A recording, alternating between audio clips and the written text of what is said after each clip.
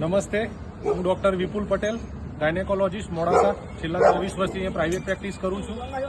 છેલ્લા 4.5 વર્ષથી મારા ત્યાં પાલતુ કૂતરો છે, જેનું નામ અમે ડેની છે. 4.5 વર્ષનો થયો છે.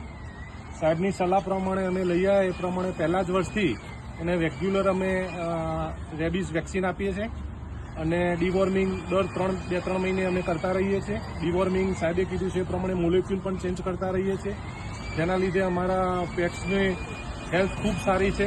અત્યાર સુધી મારે 4.5 વર્ષમાં કોઈપણ પ્રકારની બીમારી આવી નથી અને દરેક જે લોકો પેટ્સ રાખતા હોય એને આજે વર્લ્ડ રેબીઝ ડે નિમિત્તે હું એવી વિનંતી કરું છું કે જે પેટ્સ રાખતા હોય એ રેગ્યુલર એને એન્ટી રેબીઝ વેક્સિન અપાવડાવે અને રેગ્યુલર ડીવોર્મિંગ કરતા રહે, તો પેટ્સની પણ હેલ્થ સારી રહેશે. એના લીધે આપણે જે ફેમિલી મેમ્બર્સ હોય